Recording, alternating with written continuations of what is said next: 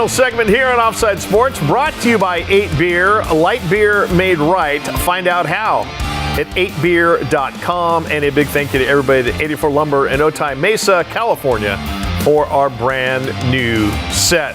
All right, the NFL draft is, what are we, little more than a month away from the NFL draft, I believe it is. Actually, the combine gets underway in a couple of days there in Indianapolis.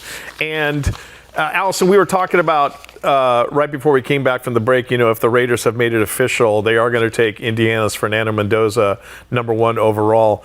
I don't think the NFL wants you to come out and officially say it. Hey, we're going to have a press conference, and Tom Brady stands up there and goes, we have selected Fernando Mendoza #1 overall. But Dave, that is exactly what is going to happen. I like that the Raiders are going about this way. It's #1, jersey sales, season ticket sales, everything to get out in front of it. Don't play the game. This is an exceptional player. It's actually the one thing on this show that the three of us agree on. Is that we all like Fernando Mendoza a lot, and we think he's an incredible talent. He's only getting better. You look at even what he did from Cal to Indiana and what he did winning a national championship, a Heisman Trophy.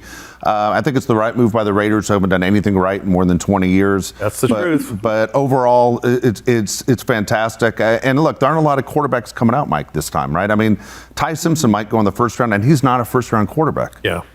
And you're right, and teams will make the reach, and the Raiders have unfortunately done that in the past. Allison, Mendoza is it, and he's the complete package. And I just wonder how much of what his mom has had to go through in her life, that he's been a witness to it and helped her with her struggles, has made him that much stronger as a player, not to say a person. Yeah, I agree with you on that. I think that he was quite young when she was diagnosed with MS. Yeah. And I would imagine that has had a big impact on him as far as his empathy and compassion and sense of teamwork that he's had to have with his dad and brothers in supporting their mom. And I love his relationship with his parents and his grandparents. And it's clearly a very tight family unit. And I think that is how he goes about his day-to-day work ethic with his team. And I think he'll be the same way with the Raiders. He was that way at Cal. He was that way at Indiana. And I think that, I know he's chosen to do his pro day with Indiana rather than go to the combine. And he's doing that to support his receivers. Yeah. That tells me so much about who he is as a human being. He doesn't need, there's film galore on him from his undefeated season. We know we had our friend and guest Babe Laufenberg on a couple of weeks ago speaking about his Fernando's incredible arm accuracy, throwing accuracy, one of the most accurate we've seen in a long time with quarterbacks that are coming into the draft. So I think that him choosing to do that really goes along with everything we've learned about him so far. Dave, in a national championship game, yeah, he showed he's a gritty guy. He's a tough guy. For all of his post-game interviews and thanking his Lord and Savior and stuff. And I'm not saying he's goofy because of that, but when you get down to brass tacks, this is a big guy, 6'5", 225, 230 pounds. And he took a little bit of a beating in that game against Miami. What does that do if you're a Raider teammate and you're knowing that guy's coming here? I think that was, for me at least, and I haven't watched him as much as I know as Allison has watched him from years and years. I saw him in person at the Rose Bowl. Alabama wasn't able to put pressure on him. The Indiana offensive line has done a fantastic job protecting him. But you could tell Miami's goal was, we're trying to knock him out of the game. Exactly. And he took a major shot early in the game. He had the blood coming out of his face, and he kept going. And when the game was on the line, he was the one that led him to victory again. If I'm a Raider fan, if I'm a member of the Raiders, and the Raiders are known for toughness, and this is exactly the guy we need. And the religious thing is one people might take as an opportunity of saying, well, he might be soft because of that. I don't think it's the case at all with this kid. No.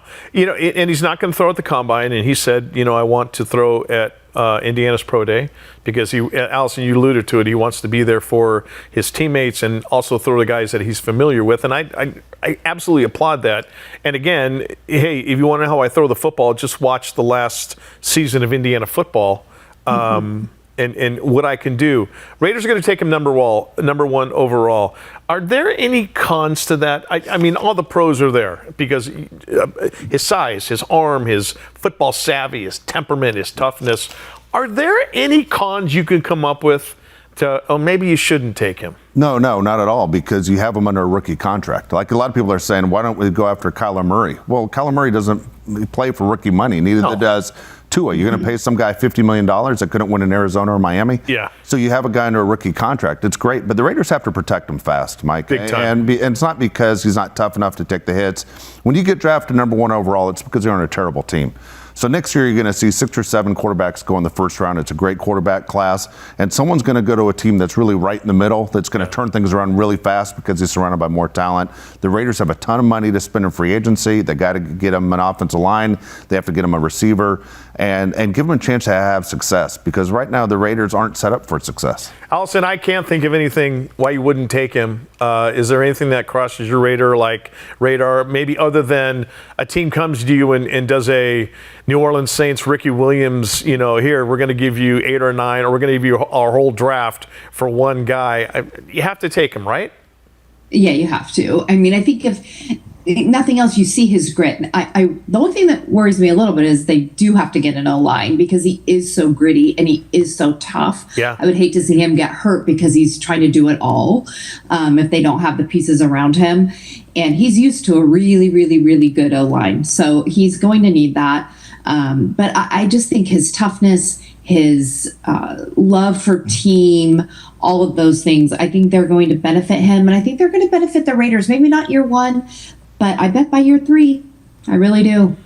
Dave, I love the fact that it's the Raiders. Yeah, I do too. I do too. The villains of the NFL. Might makes right. If we can't beat you on the field, we'll beat you in the parking lot. And then you have clean cut, howdy doody coming in from Indiana of all places. Yep. And you couldn't ask for a better fit. And it's a guy, and I hope Max Crosby is not dealt. I hope he is there this next season, because you can see a guy like Max Crosby, polar opposite as far as his upbringing, going, Fernando, sit here under my condor wing. I'm going to show you the ins and outs of the NFL. Yeah, I'm with you on this, because the Raiders are a national brand. And I understand they haven't done anything in more than 20 years, but there are very few of those in sports and in the NFL. The Raiders, the Cowboys, Steelers, Packers, those are national brands. Yeah. But the Raiders have been so bad for a long time, but that fan base, man, loves to support their team, loves to wear their gear, even when they stink. If the Raiders could get back to what they wore, it'd be the best thing to happen in the NFL. Go ahead, Al. Sorry. Well, he is from, his grandparents. He has a Cuban heritage, which I think the Raider fans are going to grasp onto that too. Sure. They love So I think that's going to help his image there, and like you were saying earlier, the jersey sales and all the things for the Raiders. It's going to be a real positive. And you look at the Raiders' history. Tom Flores. Latino, Jim Plunkett, Latino, Flores leads them to 2 Super Bowls, was on their Super Bowl 11 staff with John Madden. And then, you've got Jim Plunkett doing what he did in 2 Super Bowls, and a huge Mexican fan base here and across the border. It's going to be awesome for him. All right, quickly, who are we going to bet on this week in the world of sports? The bet of the show is presented by our friends at Owner's Box Daily Fantasy Sports. Sign up at ownersbox.com with our code Offside, or download the Owner's Box app. Sign up and use the code Offside. Click on ownersbox.com and start playing today. Allison, quickly, you got 5 seconds. Who you taking? LeBron James, more than 18.5 against Orlando tonight. Dave Palais. I'm going Donovan Mitchell, more than 26.5 against the Knicks. And I'm going Donovan Mitchell as well, less than 26.5 against the Knicks. I just got to find some way to put it to Dave Palais. All right, as we put a lid on this episode of Offside Sports, massive thank you to everybody here at the Loft 100 Studios for making this show possible. Thanks to 8Beer, quality in, quality out. Just click on 8beer.com. Also, Municipal Clothing, Babemas Tequila, 84 Lumber, Turf & Sons, and Owner's Box Daily Fantasy. For Dave Palais, Allison Ratzlaff, I'm Mike Costa. See you next time.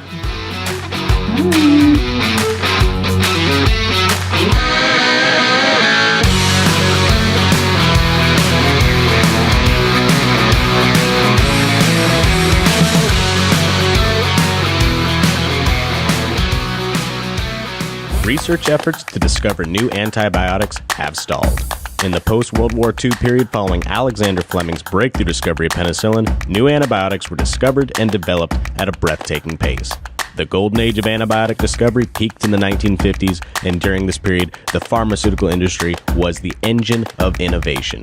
But then, discoveries started dropping drastically from the 1980s onward, with no new antibiotics being produced in nearly 3 decades. Government, industry, and medical communities all agree that in the face of this mounting crisis, efforts to revive and improve the likelihood of successful drug discovery is essential. Enter Acurx Pharmaceuticals. They are a biopharmaceutical company focused on developing new antibiotics for difficult-to-treat infections such as MRSA, VRE, and DRSP. We face new threats every day, big and small. Acurx Pharma is on the front lines of health using technology to help us treat tomorrow's infections today. Acurx Pharmaceuticals.